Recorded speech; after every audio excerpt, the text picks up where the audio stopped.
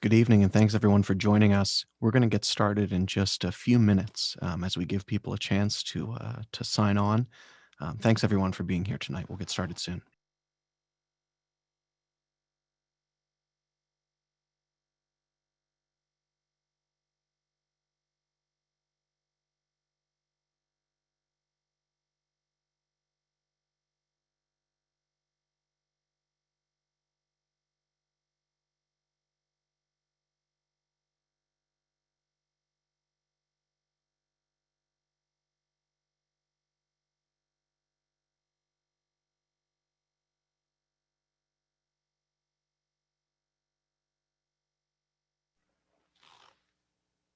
Welcome everyone. Good evening. We're going to get started in about 30 seconds for tonight's event, Black Workers in Alabama on the Front Lines of History, from Hammer and Hoe to the Bamazon Union. We'll be starting shortly.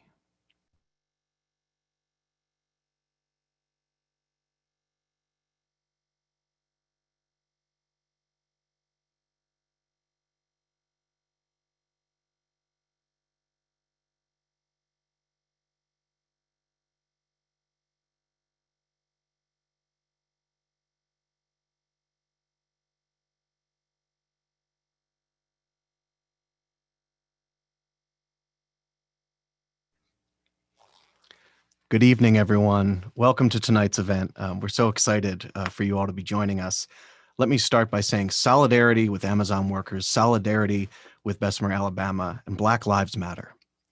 We're here tonight in solidarity with this historic union drive led by Black workers in the South, organizing themselves to fight low wages, unsafe work conditions, degrading and inhuman treatment by management, and the high-tech surveillance system that they're subjected to. There's this tremendous solidarity campaign supporting the Bessemer workers and organizers and the RWDSU and Support Alabama Amazon Workers campaign is launched a campaign of solidarity, and so many different groups from across the country and indeed across the world have signed on in solidarity with this tremendously important and historic union drive. These workers really are pushing the struggle forward for our entire class, and their effort demands our solidarity. My name is Ted Kelley with the Support Alabama Amazon Workers campaign, and I am so honored to be here tonight with Asantwa Nkrumah Toure, who I would love for you to introduce yourself right now, comrade. And just, comrade, remember to unmute. All right, good evening, everyone, and thank you very much, Ted, my dear comrade, Ted Kelley. Good evening, everyone. My name is Asantwa Nkrumah Toure. My pronouns are she, her, hers, and I'm a member of Black Alliance for Peace and the Green Party of Philadelphia. I'll be co-facilitating this conversation this evening with my comrade, Ted Kelley. We thank you all so very, very much for joining with us for this very exciting and very timely conversation with Dr. Robin D.G. Kelley. We also want to thank Dr. Kelley for his time in joining with us for this conversation. And also, if I may add, Dr. Kelley, happy revolutionary birthday to you. I know your birthday was this past Sunday, March 14th. So again, we wish you happy birthday. Happy birthday. Thank you. So moving along, Dr. Robin D.G. Kelley is a historian, renowned scholar, activist, and just does all kinds of great things. He is the Gary B. Nash Professor of American History at UCLA. He is the author of several books, one of which is the one we'll be discussing this evening, Hammer and Hoe, Alabama Communists During the Great Depression. Some of his other books include Race Rebels, Culture, Politics, and the Black Working Class, Your Mama's Dysfunctional, Fighting the Culture Wars in Urban America, Freedom Dreams, The Black Radical Imagination, Three Strikes, Miners, Musicians, Salesgirls, and the Fighting Spirit of Labor's Last Century, written also with Howard Zinn and Dana Frank, and the award-winning book, Thelonious Monk, The Life and Times of an American Original. This book won several awards, including the Best Book on Jazz Award from the Jazz Journalists Association. So everyone, if you would please join me in welcoming Dr. Robin D.G. Kelley.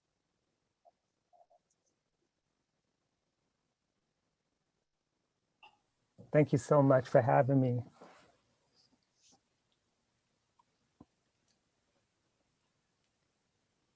Welcome, Dr. Kelley. It's really a pleasure for you to join us.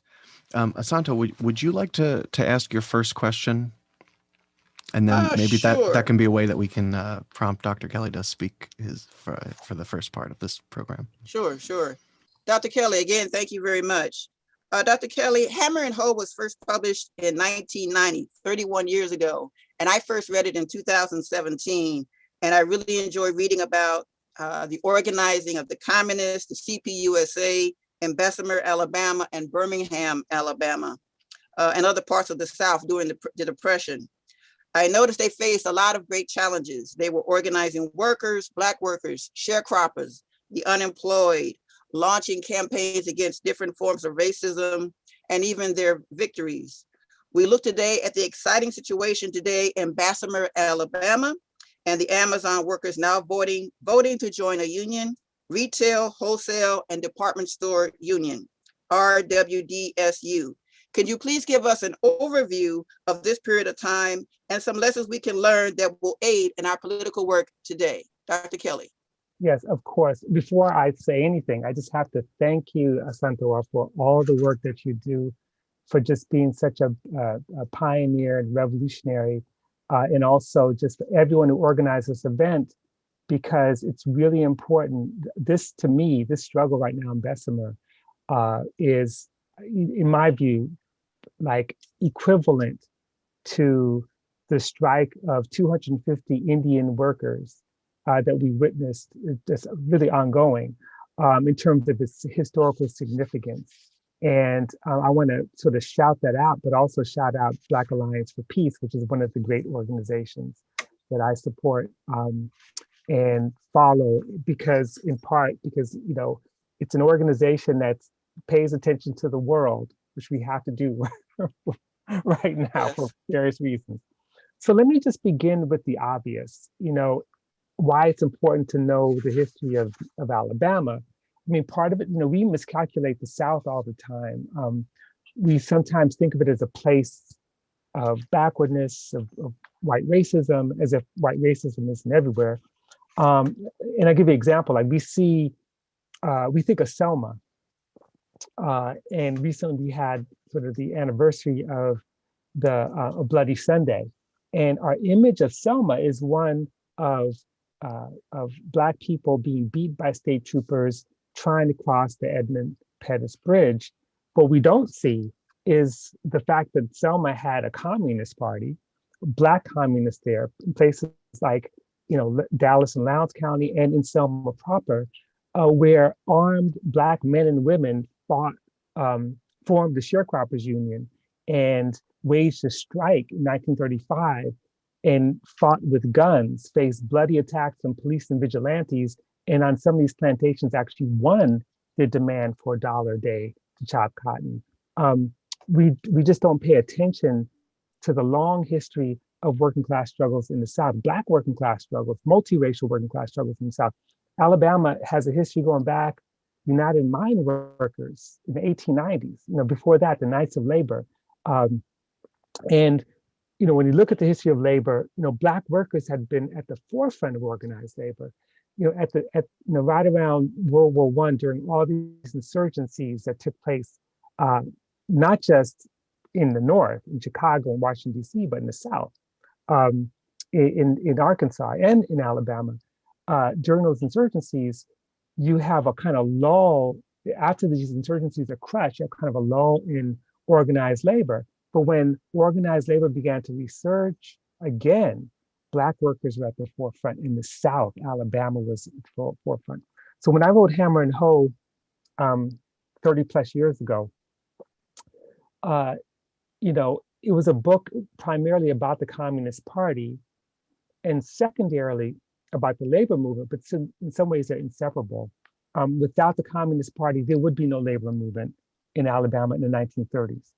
So the CP, alongside many of the organizations that helped spawn, like the Southern Negro Youth Congress, the International Labor Defense, the Sharecroppers Union, which had a membership of about 12,000 at its height, the National Negro Congress, all these were factors in building the Black working class movement.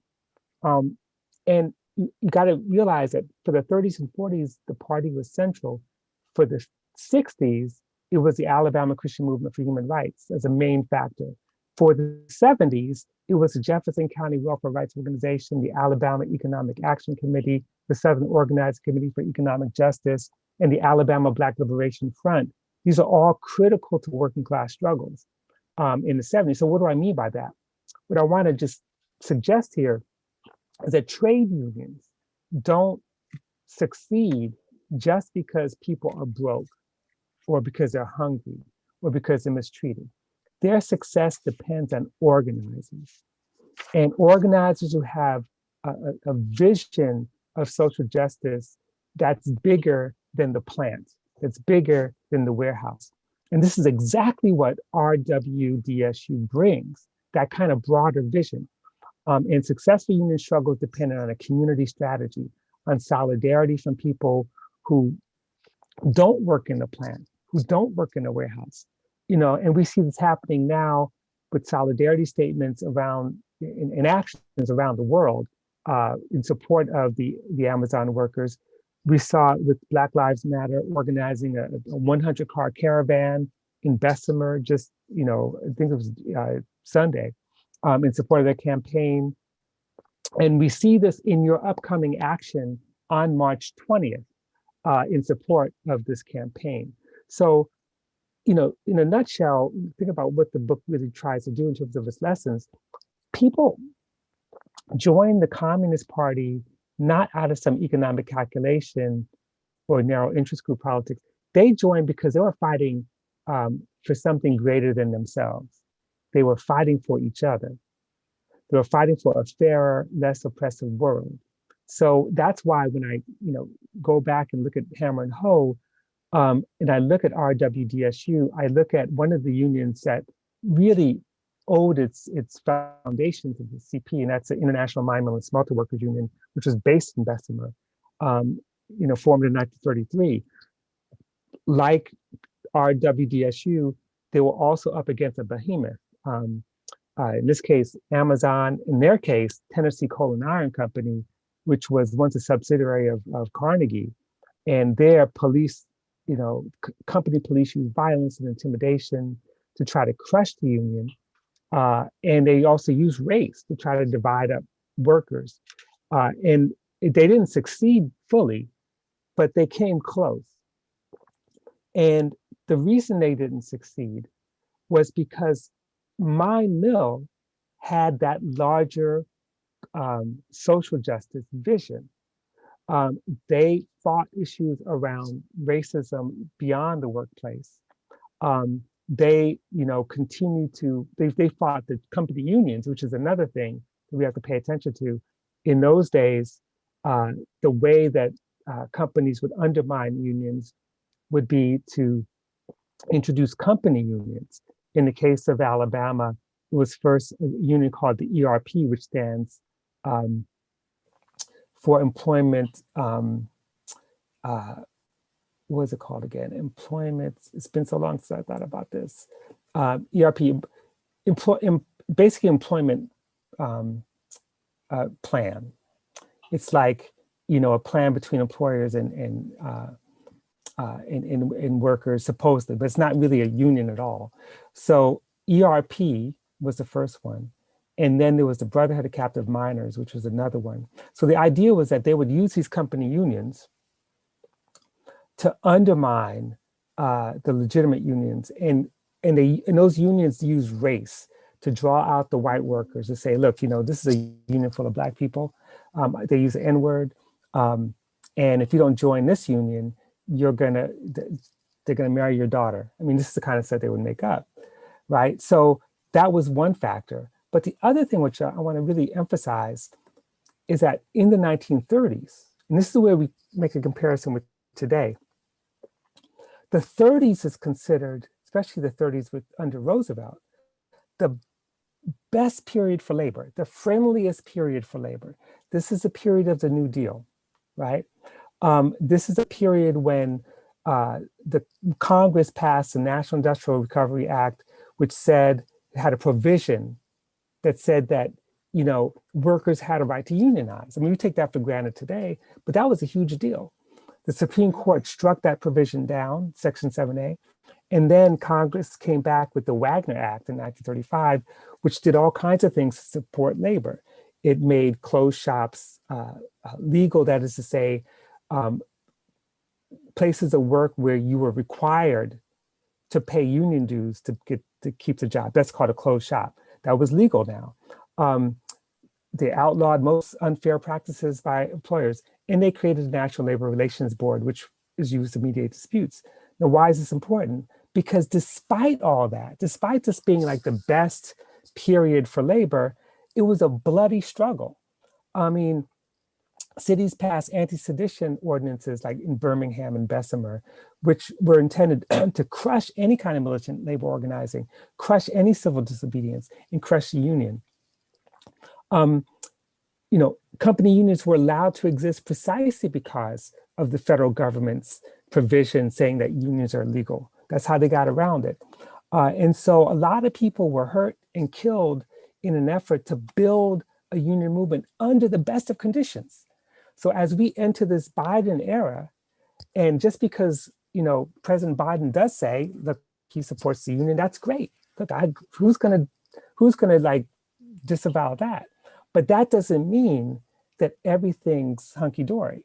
It just means that the same conditions that we witnessed under the best conditions for labor, which still led to these bloody struggles, are with us today, which is why solidarity is all the more important.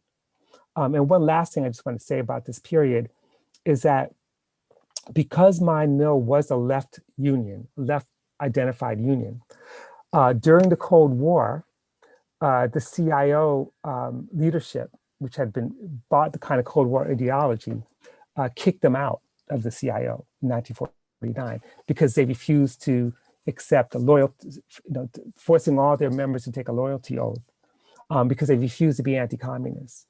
And that opened the door for union leaders who were less likely to support social justice, racial equality, the end of kind of racialized ceilings for job mobility for Black workers. In other words, the more reactionary figures in labor movement prevailed, and the more radical figures like Asbury Howard and others of Mine Mill struggled, but still prevailed. But they still had to struggle against these kinds of forces. So there's, that's just in a nutshell, like a few of the key lessons we can take from Hammer and Hoe and from that period.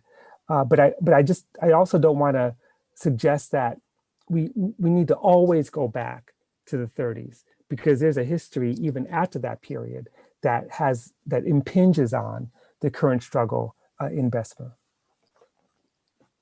Thank you, Dr. Kelley. It's such an important history, and you're right. We have a lot of lessons to learn from it, and from the subsequent periods as well. I'm going to make just a couple announcements, but before I do, I also want to say that tonight we're also going to be joined by the legendary organizer Saladin Muhammad, who is one of the key organizer of the Southern Workers Assembly. We're going to be hearing from him a little bit later on, but I just wanted to give a shout out to Saladin Muhammad. And also, just as a reminder to everybody who's listening right now and watching, the chat and the Q&A are open for questions. We're going to have some time towards the end of this program for Dr. Kelley and Saladin and Asantwa, I'm sure as well, to answer some questions. One of the things that for me was so clear in reading Hammer and Hoe is that the history of Black workers in the United States is the history of leading really the working class struggle for the entire class, even when other sectors of the working class have been less developed. And we know that a major part of why Bessemer workers are organizing today is because of these tremendous uprisings against police terror that took place last summer. This mass movement helped encourage workers to organize. And it was a mass movement of workers against racism. In your book, Dr. Kelley, there are many instances of police brutality and white mob violence against Black people at that time, against labor union organizing and other radicals. I'm struck in particular by the anecdotes of Black farmers who were shot or beaten, who walked, in one case, 17 miles to the hospital, only to be turned over to the cops to die from medical neglect in jail. And it just, I could not think of our brother and comrade Mumia Abu Jamal, who was, after suffering from COVID-19 and from contracting hepatitis C and the complications there, this is what the state is trying to do to him right now as well. So I wonder, given all this, how are the conditions similar? How are they different to what Black workers in Alabama face today? Right. Yeah, if anyone ever says that fascism doesn't exist in the United States, there's a long list, so there's a lot of evidence, but actual existing fascism is not just medical experimentation, but using cages to lock people up and deny them basic medical attention. And this is happening to Mumia, this is happening to Mutulu Shakur. There's a long list of this kind of thing. And, to go back to the story from Hammer and Hoe, the story you mentioned was during the early period of the Sharecroppers Union, when it was a man named Clifford James who was involved in a shootout with police, with the sheriff in Tallapoosa County, Alabama. And it's important to realize that he went really far to a hospital to get help because he thought he was getting help from Black doctors at Tuskegee. And instead, he got turned over to the police. And then this is part of the story as well, that the whole state apparatus cannot exist without the support of what they used to call back in the day, like turncoats, basically a strata of the Black elite or paid agents within the state who participate and maintain the state's power over people when they're fighting back. And it makes them really vulnerable. So if you can't go, that's why he went so far. If you can't go to Tuskegee for medical attention, and you think it's a safe space, then where can you go? And so that's really important. The other part of the story is to tie it to Black Lives Matter in the movement or movements, I should say, is that, almost every action, even labor action within Alabama in this period, had some relationship to, some cases of police brutality or struggles around criminal justice. So Bessemer, for example, some of the workers in Bessemer, one in particular I write about, was falsely accused of raping a white woman. And it was very clear it never happened. And it was the International Labor Defense that defended him, to both, in the courts, but also in the streets. There were all these cases of police violence in Birmingham and Bessemer, people being shot and killed. Many of them were steel workers, were iron ore workers, and their most important defense were members of the Southern Negro Youth Congress, for example. People like Eb Cox and Matt Code and Esther Cooper Jackson and James Jackson, Dorothy Burnham, Louis Burnham, Ed and Augusta Strong. They were in the streets organizing against police violence as they were organizing and supporting workers. And so the relationship between these are very, very important. And even if we move forward into the 60s and 70s, some of the organizations I mentioned, like the Alabama Black Liberation Front, and as well as the Alabama Christian Movement for Human Rights, they were all fighting police brutality, police violence. Police violence was central, and it was a catalyst for so many movements, vigilante violence as well. I mean, we all know that in terms of the kind of swelling of the civil rights movement as a movement, the formation of SNCC and so many of these organizations, that the catalyst was not Brown v. Board of Education or the hope for integration at all. It was the murder of Emmett Till, you know? And you see the same thing specifically in Alabama, where young people are being killed and beaten by police. And that's enough for people to join organizations and link those organizations against police violence to the labor movement. And Asbury Howard, who's that's a name that everyone should know. Asbury Howard, one of the leaders of the International Mine Mill and Smelter Workers Union, and was a kind of bridge between the civil rights movement of the 60s and the struggles in the 40s and 50s. He, fought on every front, including struggles against state violence.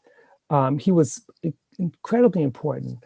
And not to like complicate matters, one of the reasons why his union kind of lost its status was because it was investigated by a man named Herbert Hill, who on behalf of the NAACP went down there, investigated Mine Mill and said, these are a bunch of communists, we need to do something about them.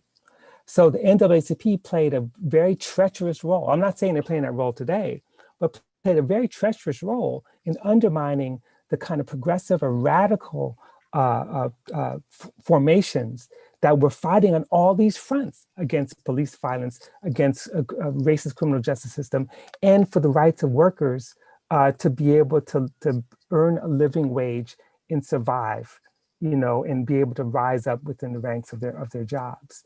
So there's a lot of history here that resonates with what we've seen just over the last year. Dr. Kelley, I noticed now that you actually have Mumia's book right behind you. Have Black Lives Ever Matter. A wonderful, wonderful collection of essays. Yes, I have all of Mumia's books, all of them. Every single one.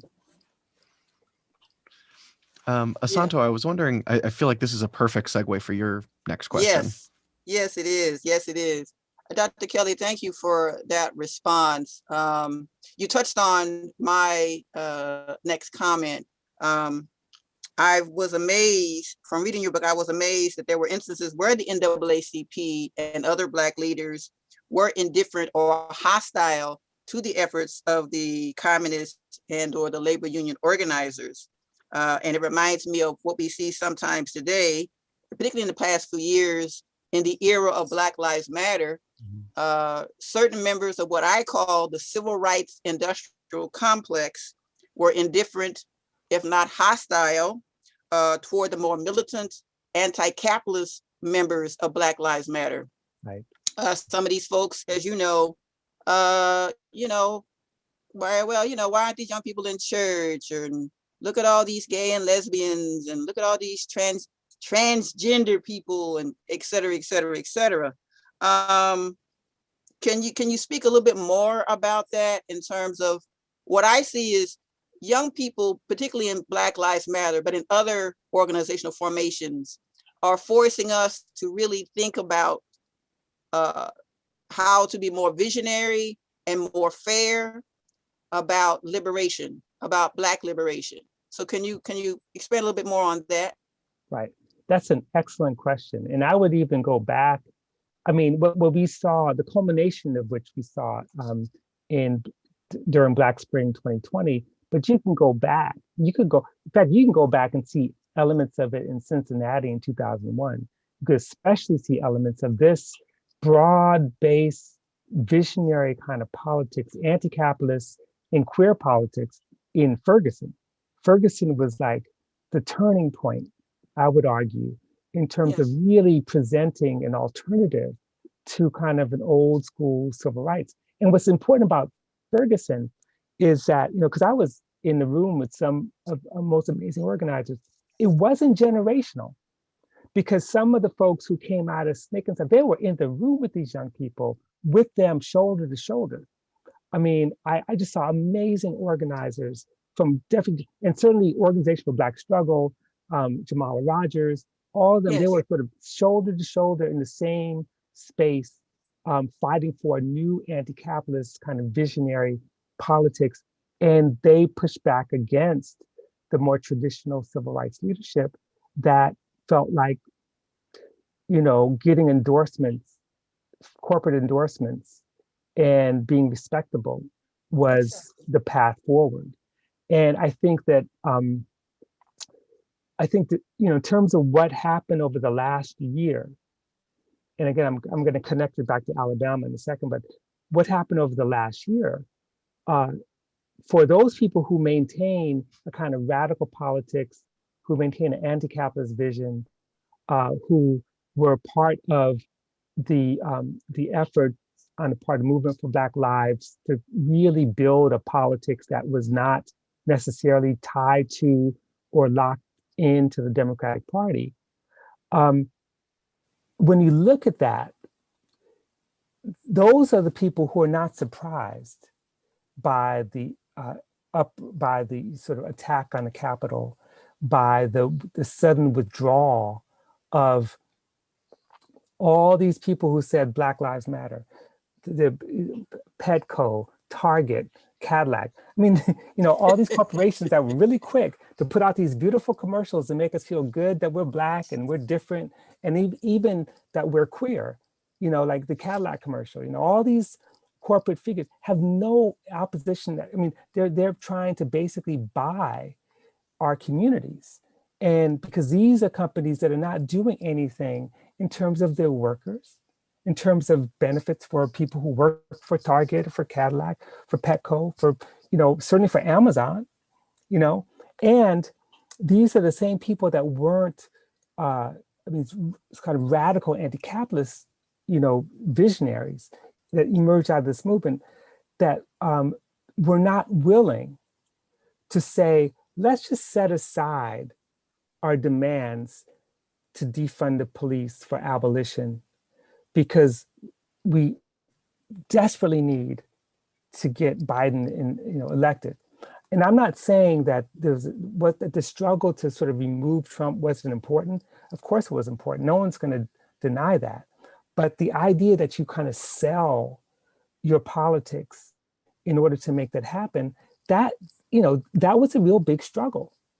And so to jump back to the 1930s, one of the consequences of the attacks on the left was that by the time you get to the civil rights insurgencies of the 1960s in Alabama, with Fred Shuttlesworth, who was heroic and brave and powerful, who also played a role in Cincinnati when he moved up there.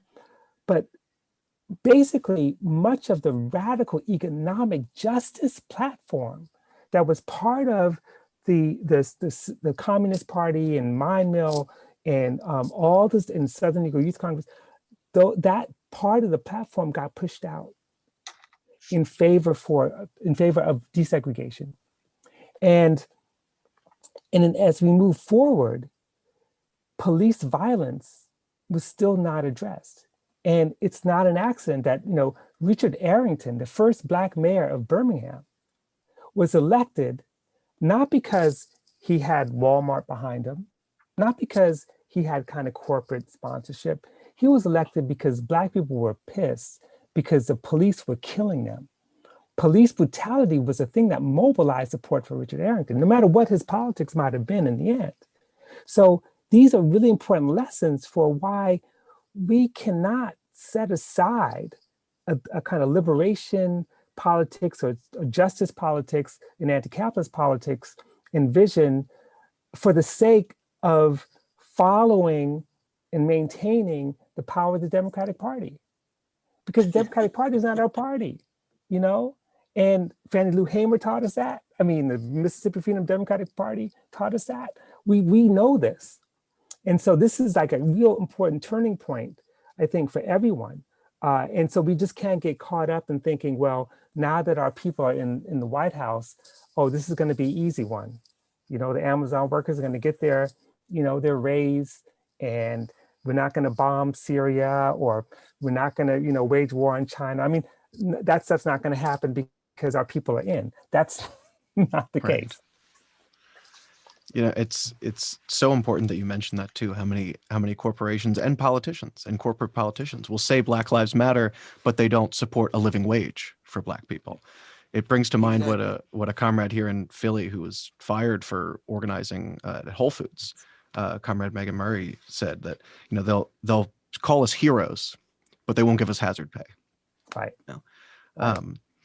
By the So way, could I just yeah, mention something really funny I totally forgot to mention, which is actually relevant to this question of how corporations work. Just a small little anecdote. Someone sent me an email saying that they tried to get a review of Hammer and Hoe onto the Amazon website, right? Onto their website.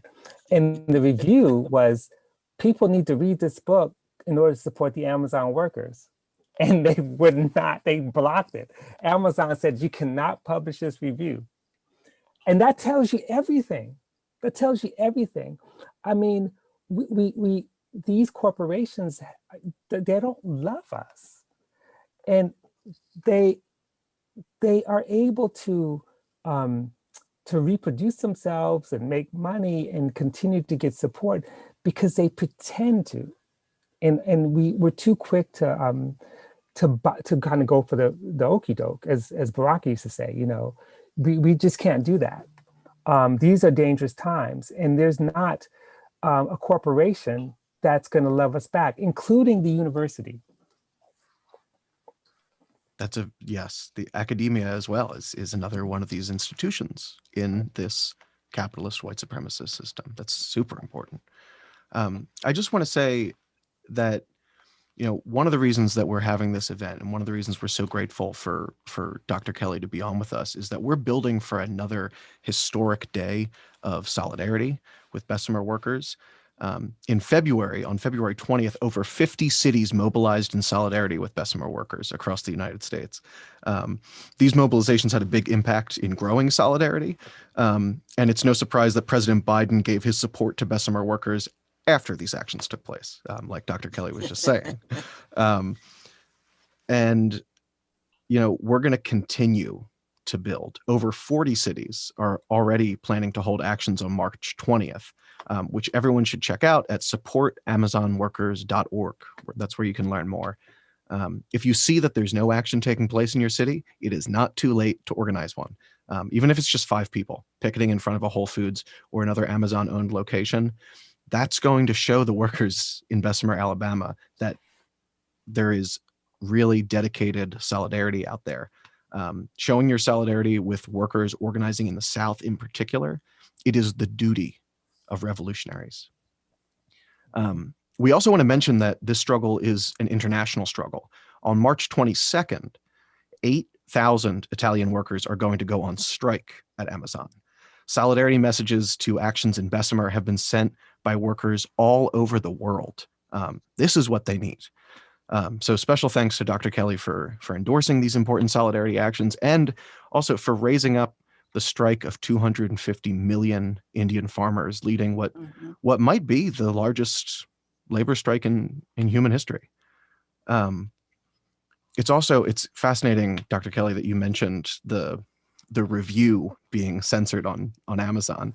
I know there was a book called it's like an anthology essay collection called Capitalism on a Ventilator that a bunch of different people contributed to, from Ajamu Baraka, Black Alliance for Peace, Mumi Abu Jamal, Lee Soo-hin, all these social justice activists and organizers and writers wrote this book about how capitalism has failed during COVID-19 and how the People's China actually did a pretty good job of dealing with it.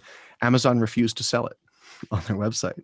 There was actually a big campaign to get them to list it. And finally, after months and months, they actually made it available for sale on there. I mentioned that because reading Hammer and Hoe, there's a particular form of racist testimony that was leveled against Angelo Herndon and Frank Burns in Birmingham. And it actually, I think it was a Klan member, but it was multiple people implied that they were Chinese or half Chinese. And this fear of foreign-born communists stuck out to me, in particular, rereading in 2021, when there's been this tremendous tide of really horrible xenophobic violence and paranoia. So I mentioned that to say, what are the lessons from this history, and how is international solidarity a way of fighting white supremacy? Right. Well, that's an excellent question. By the way, I don't encourage people to buy my book from Amazon. When this person wrote me, I said, I said it's kind of funny, but I said, but I'm not trying to promote my book on Amazon. I'm like, look, just for the 423 people on here, if you look hard enough, you can find a free PDF copy of my book. Yes. It may not have the new introduction, but you can always find that. You can read that through Google Books, but don't spend money. I mean, I have all of Mumia's books. I don't need anything else. So I'm just saying, just don't buy from Amazon, because if we could cut them off as consumers, given the fact that Jeff Bezos made $100 billion during the pandemic, I mean, really, we just didn't give them money anyway. So to go back to the question, it's a great question, and reminded me of that testimony where, Angela Herndon and Frank Burns they claimed that they used, Frank Burns in particular used a Chinese name. And it's kind of an amazing sort of claim, given the fact that in the 1930s, this is 1930 itself, actually,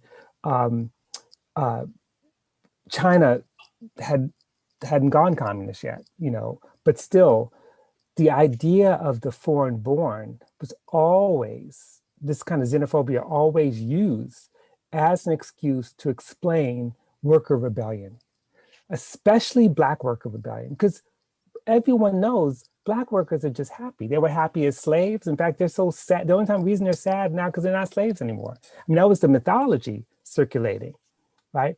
And so they would have to be activated by someone from the outside, and not even an American. There would have to be some kind of foreign-born object.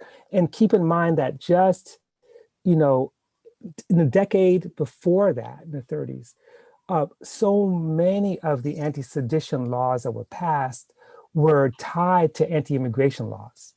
The anti-Italian, the idea that Italians were anarchists, the idea that communists were, foreign-born Jews. I mean, this was the kind of assumptions, and even the development of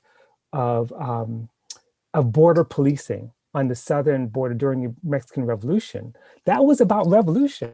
That wasn't about like competing jobs. That was about the threat of a revolution on the border of the United States that could come, fighting for social democracy and socialism, that could actually cross the border and impact working class people in the United States. So that's like the oldest trick in the book, the use of xenophobia. And it's having impact today, of course, because, I mean, imagine, I heard my dear friend Vijay Prashad this morning on Democracy Now! Talking about China and the war on China. And I would, without repeating anything he says, I would just suggest everyone go back and listen to that interview with Amy Goodman and Juan Gonzalez, because it's a great interview that lays out, the impact that this kind of xenophobia is having in terms of silencing China's role in not just eliminating forms of poverty, but also in terms of the vaccine wars that are going on. And ultimately, it shrouds the fact that this administration supports big pharma in its protection of patents so that other countries can not reproduce the vaccine. I mean, this is how bad capitalism is. If you think capitalism has some good qualities, well, this is like an example of how it operates. And so that's why, it's inseparable. The xenophobia is inseparable from the sort of the way in which capitalism is reproduced. They go together, and that's why the same figures in the administration under Trump could say, well, we need to defend the Uyghurs because they're Muslims, as they drop bombs on Afghanistan. I mean, that's, now I'm not defending anyone, but just simply laying it out as it is. And I think this is really important. Now, one last thing I'll just say about xenophobia, sometimes it backfires. And one of the things I learned writing Hammer and Hoe, and this is not so much xenophobia, but it's about the idea of the outsider, is that part of what made the party so successful, why so many Black people embraced the Communist Party, was that when they heard about it, they figured out two things. One, the white people called them Yankees, and their recollection was that the Yankees were on the right side of Reconstruction. So therefore, they must be our friends. So the Yankees, Yankee communists, well, yeah, of course. Come on in, I'll feed you, let's build a movement. The other thing is that international solidarity was something that even living in rural Alabama, people really paid attention to. So if the person who runs a plantation on which you work, who runs a plant, treats you like dirt, and you find out that across the ocean, there's a place called the Soviet Union, where there's this cat named Stalin, who, if things get bad, he's going to send ships. I interviewed someone named Lemon Johnson, who I remember sitting in his ramshackle house in Lowndes County, Alabama, and he's telling me the story. In fact, let me just share the story because it's actually worth it.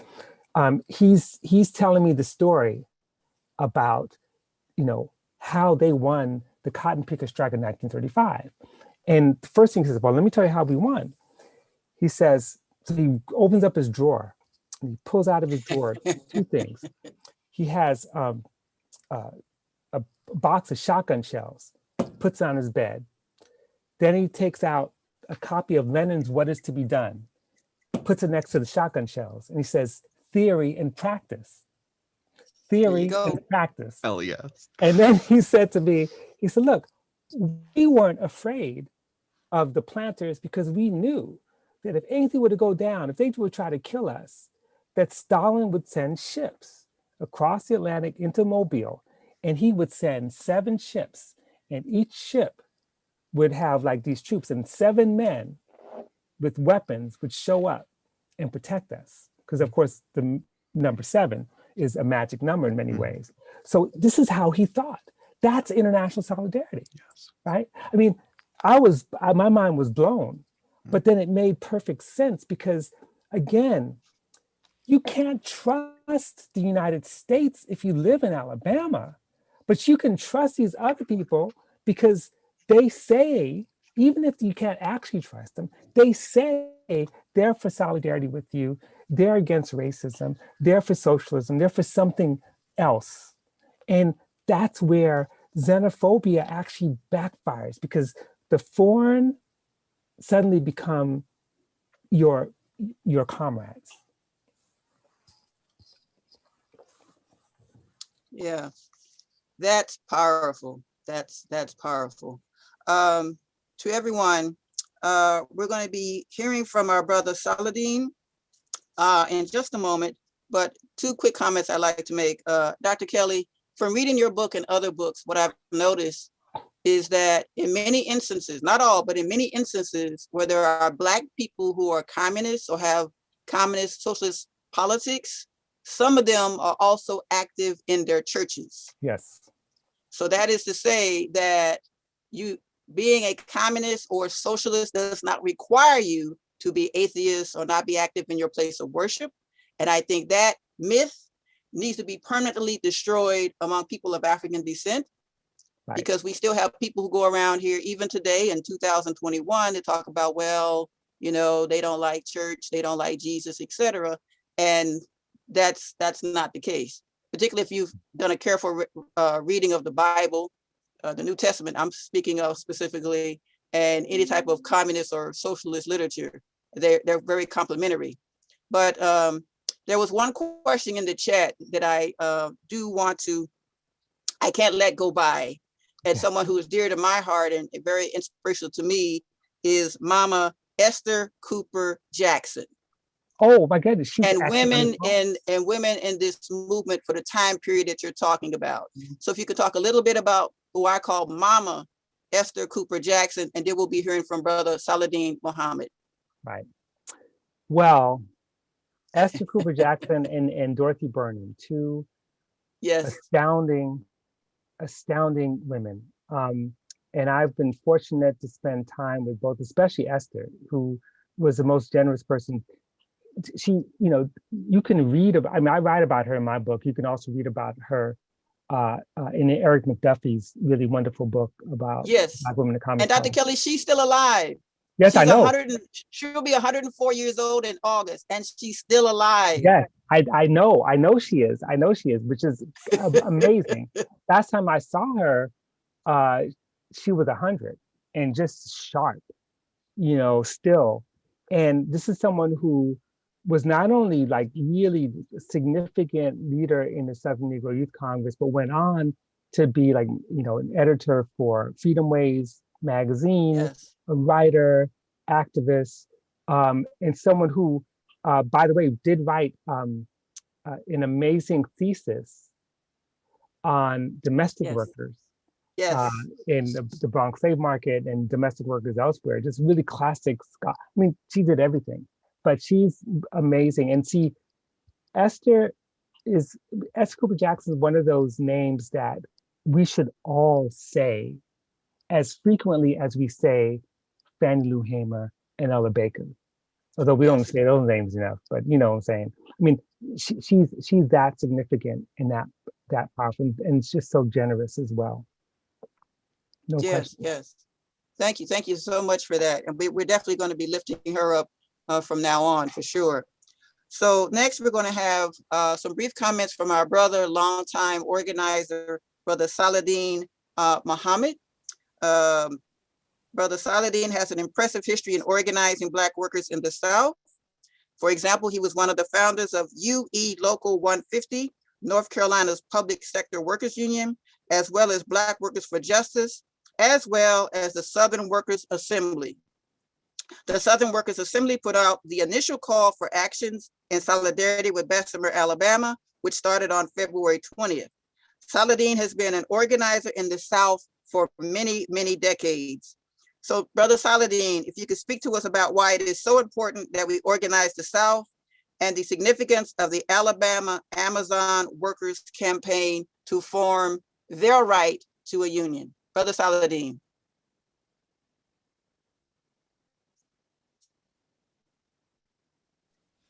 And Comrade Saladin, just remember to unmute whenever you're ready. Yeah, I was rolling. Yeah, thank you, Sister Asante. Yes, I sir, my bring pleasure. I bring greetings from the Southern Workers Assembly.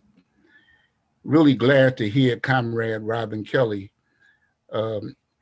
has his book and his practice has helped to open the eyes of many radicals about the role of the left in working to organize labor in the South.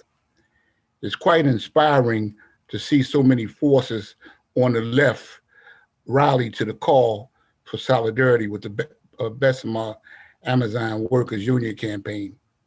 It is hopefully attracting the attention of the major trade unions, and particularly the AFL-CIO, that passed a resolution in 2013 committing itself to organize the South.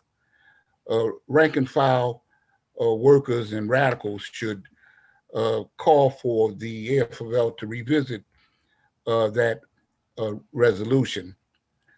Um, I think it's important as a part of Brother Robin's important historical shaping to point out about the passage of right to work as a section of the Taft-Hartley Act. It was not only anti-labor, it supported the racist states' rights movement to reinforce segregation in the workplace. If you read about right to work, you'll find out how that took place. I think with Amazon, we have to look at it in a larger context. We have to recognize the economic shifts in the U.S. and globally that's taken place over the last 30 years or so. some of the core industries of the South, of the U.S. national economy and parts of the global economy have relocated in the South. The South is one of the regions with the highest amount of foreign direct investment. So we have to really look at it as a strategic region, not only to organize labor, but to position the working class in the larger struggle for a radical transformation. The Bessemer campaign, like the 1955 Montgomery bus boycott, can be an opening for labor in the Black liberation movement to build a more unified struggle in the South that was missing during the civil rights movement.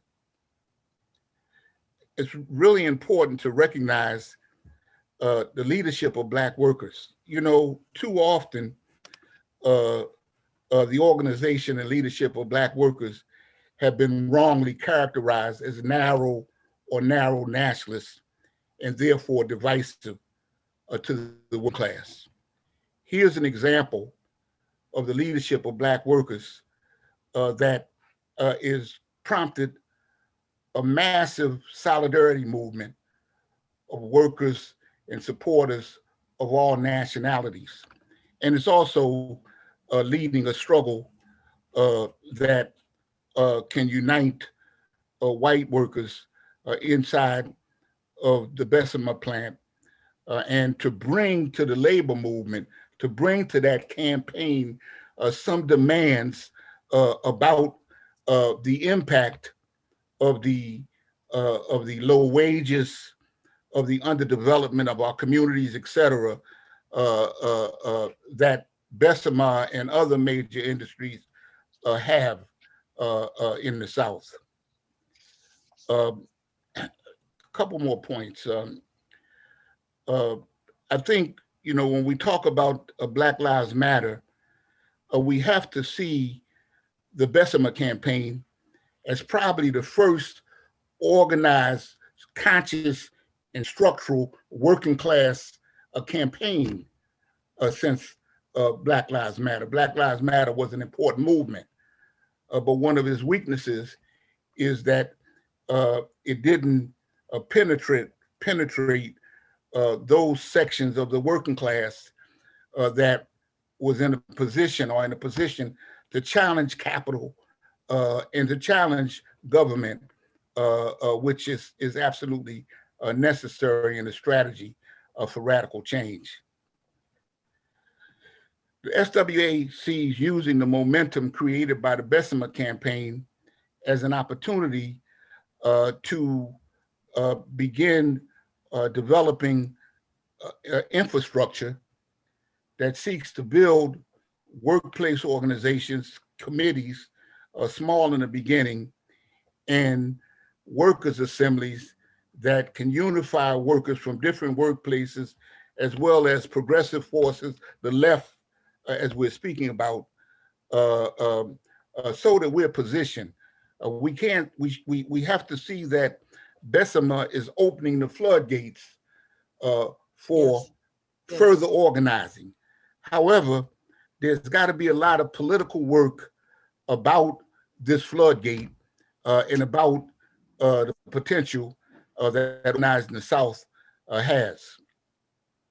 The SWA will be organizing worker schools to involve workers, particularly in the South, that carried out solidarity actions in how to organize workers' assemblies and how to develop a plan to begin to help to build committees inside of the workplace.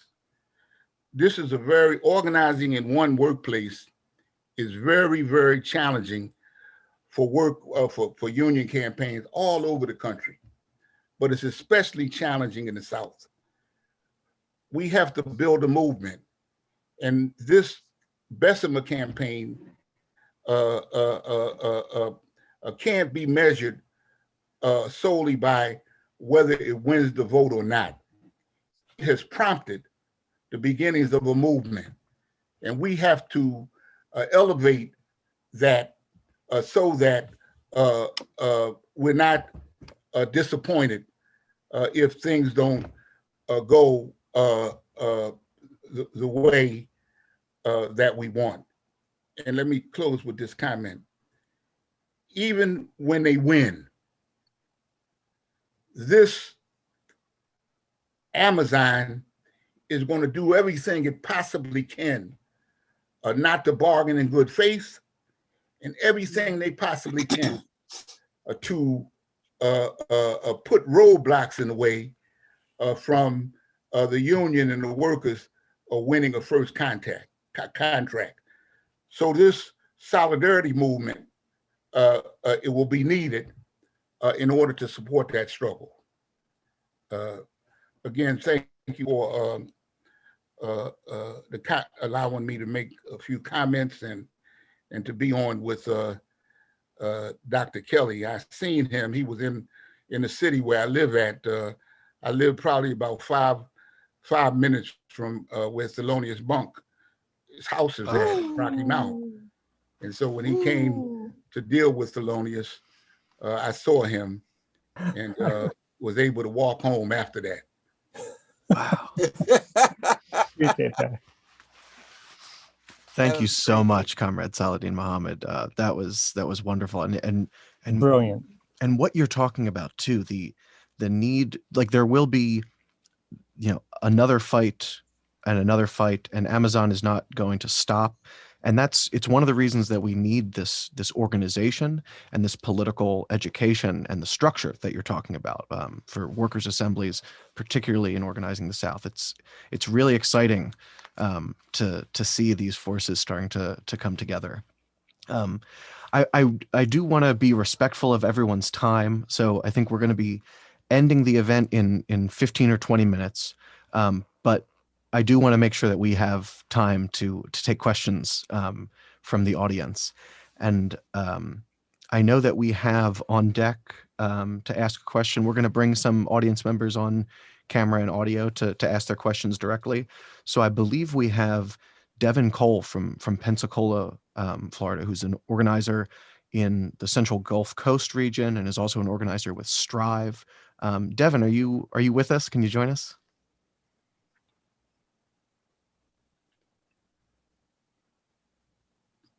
Yes. Hi. Welcome, Devin. Hey. Hi, Devin. Hello. Hello. First of all, I want to say, Dr. Kelley, what an honor it is. I am from Alabama. I'm a communist from Alabama. I live in Florida now, but I grew up in Birmingham, of all places, actually. I lived about 35, 40 minutes south of Bessemer growing up. So this is really personal for me to see, my hometown area leading this struggle. It's incredible. So my question is, we've talked about the International Day of Action Against Racism and union busting coming up on the 20th. And union busting is obviously a horrific tactic used by big corporations and bosses. But historically, it was also enforced in the South, as documented in Hammer and Hoe, as in many other accounts of Southern labor organizing, by the Klan and by the police. So obviously now in 2021, we don't have the Klan outside of the Amazon distribution center. We don't have the police and the Klan who often overlapped. Kidnapping lead organizers and taking them to the outskirts of town and running them out of town. But can you talk a little bit about why union busting is still such a problem, just as much of a problem today as it was 85 years ago, when it was enforced by the Klan and by the police? Right. That's a great question. And I'm hoping that Saladin could also weigh in on this question, because it's a very important one. I mean, there's a couple of things to consider just in terms of union membership. Alabama is unique in that, compared to the rest of the country, the union membership is relatively higher than other parts of the country, which shocked a lot of people. It didn't shock me, but it shocked a lot of people. But but the thing is, if you can win by consent, as Gramsci would say, then you don't necessarily need the Klan, you know. And so if union membership is already low for lots of different reasons, which is a long list, and again, Saladin could explain some of those reasons, then you know the kinds of extra legal violence is not necessary as much. The other thing is that the structure of labor has changed so radically. I mean, you know, it was always global, but it's extremely global now. It's extremely flexible. Um, and corporations with support from the state has more tools to undermine labor. Saladin mentioned the Taft-Hartley Act, which was an extremely important piece of anti-labor legislation supported not just by conservatives, but by some liberal Democrats as well. We also went through a period where unions were seen as the enemy, as the problem. Union I mean, in the neoliberal era that we live in, unions are perceived to be by even the so-called progressive media, not the really progressive media, but you know, like MSNBC is somehow like a drain on resources. And that to have something like a closed shop would be a violation of liberty. The fact that all these so-called faux progressive institutions like Whole Foods can, you know, when they start to unionize, they, you know, I mean, they can get a friendly face, you know, in support of their work. So I think so in other words, the kind of extralegal violence isn't as necessary, but there's other kinds of violences that are going on. The violence of refusing to raise the minimum wage for decades, the violence of just immense poverty.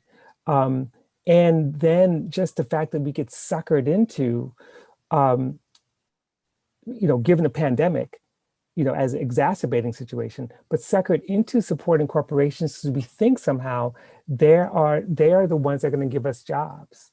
You know, the whole, you know, takers versus, you know, job creators kind of thing. That discourse is still with us. So I think that's not to say that union busting isn't happening. It's happening all the time, but it's happening in ways that we sometimes participate in without actually realizing it. But what is true still, and even though the Klan does exist, but the Klan may not be out there doing what they used to do, but racism is still one of the Achilles heels that also helps the union busting process. But I would love to hear what my comrade has to say about this question, because it's a very important one. Can you briefly repeat the question again? Yes. So I had asked, union busting is still very much a problem today. And although you don't have, you know, the Klan outside circling the Amazon distribution center and police officers kidnapping lead organizers and taking them out of Bessemer, could you explain why union busting is still detrimental to the process of union organizing? Well, I think that that the employer tries to elevate the power that it has to stop the workers, from politicians to high-paid union busters, you know, to breaking a law and only get smacked on the wrist. That old adage that we can't beat the system is still out there. And what makes Amazon so dangerous is that there's a perception that because of the poverty in the South, that the most exploited and oppressed workers and communities dare not try to do something as dangerous as to organize the union. This is very, very important to helping to shape what I would say a sharper working class consciousness for the Black liberation movement. And that's very, very, very important. Elder that was one of the founders of the Black Workers for Justice, his name is Abner Berry. Harry Hayward had came to Rocky Mount to meet with Abner.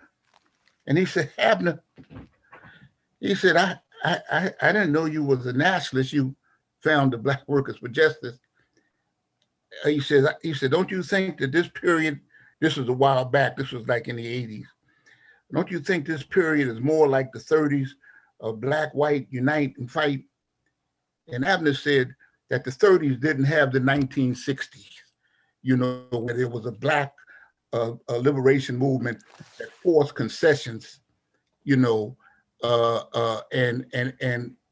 racism has had many whites to think that the concessions that Black workers won, Black people won, were taken away from whites, and he says, this time the Black working class has to call for the multinational working class to unite, because in the past, the call for the multinational working class to unite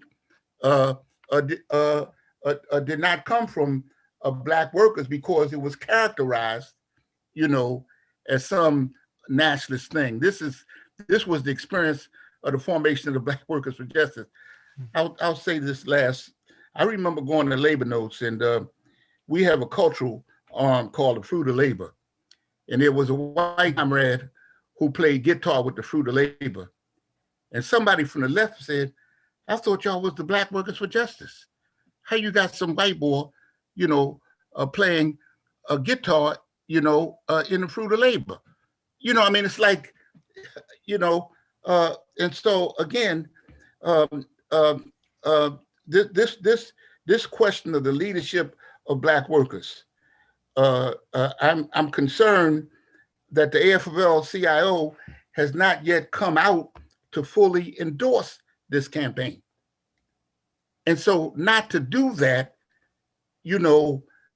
contributes again to this view sometimes, that, the labor movement, is not supportive, of campaigns that are led by Black workers, and certainly not supportive of the Black liberation movement.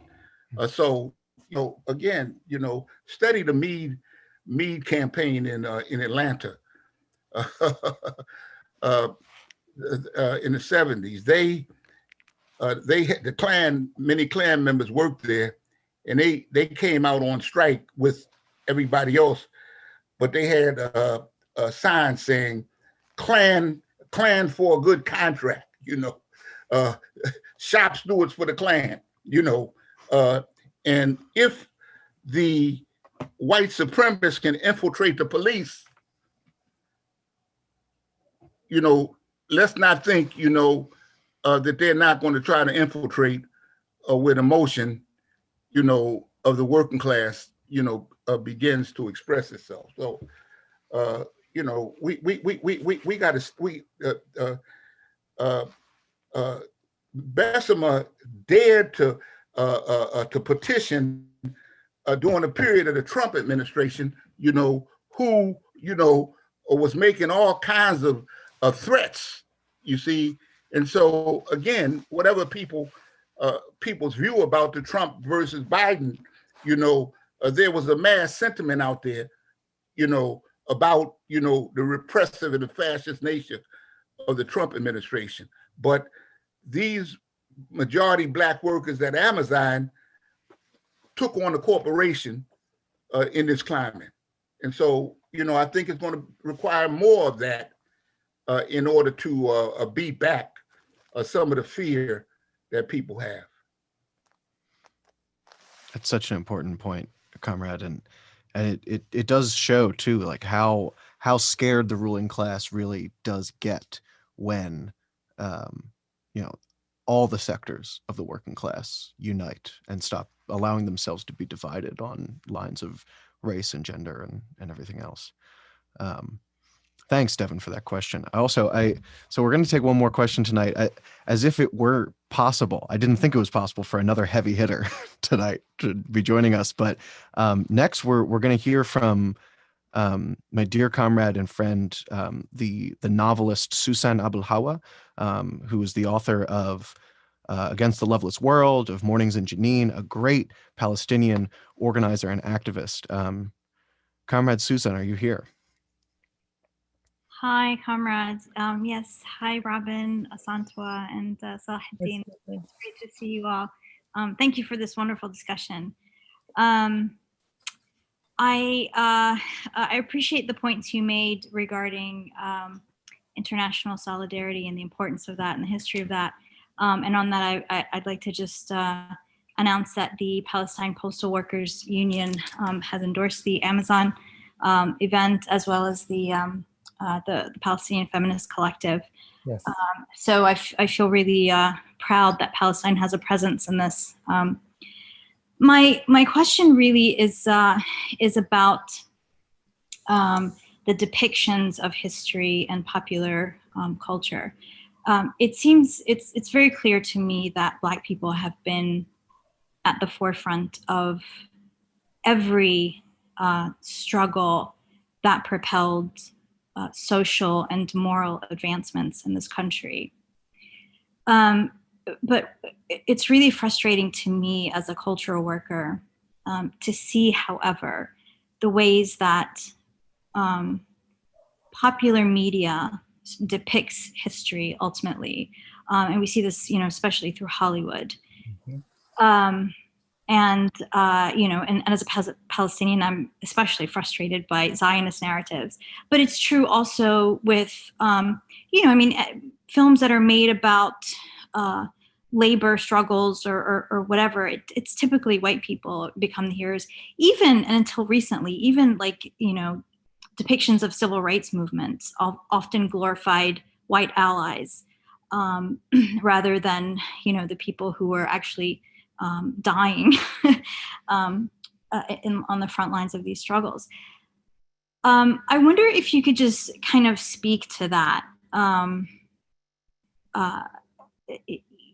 Speak to the, just the ways that these gatekeepers who shape popular imagination, the ways that they do that, and I don't know what outlook you have, what advice, what hope you might offer. Oh, Susan, that's a great, hard question. It's hard because, like you, I don't have high expectations for Hollywood. And it's hard enough as an independent filmmaker to be able to tell some serious truths. I mean, there's some amazing films out there. I mean, classic films like The Killing Floor, for example, which really depicts the struggles of Black workers in Chicago. And, there's stuff like that. But you're right, Hollywood controls the narrative. And even the best efforts, fall radically short. And I don't know. And here we're in a period where there's more content, more people are watching TV, more movies being made, more technologies, more stories, just a deeper understanding of this history. But I don't really have a lot of hope that things will change. I do know that when it comes to the issue that you led off with, that is that every single revolutionary moment in the United States, and just talk about the United States, not just all of the Americas, but specifically the United States,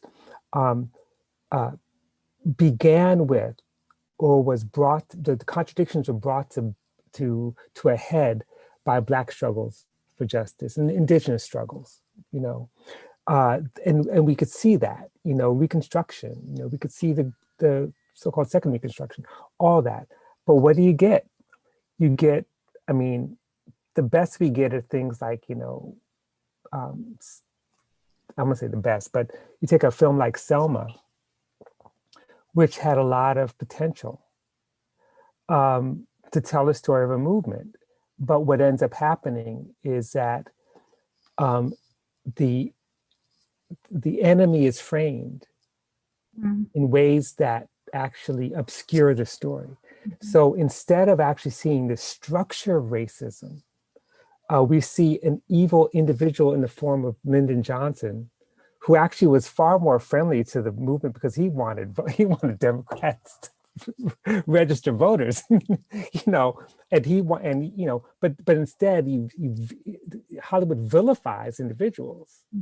Even films I like, there's a tendency to kind of vilify the individual, to have good and evil, and you don't see structure. And it's not as if it's impossible. And I learned of course, you would know better than me, but some of the best examples, I think, of being able to see structure are some of the independent films coming out of Palestine, which is amazing. Filmmakers are able to tell stories where you see the apartheid structure in operation, and you see people navigating that without having to reduce people to kind of heroes and villains, But in America, it's never going to be that.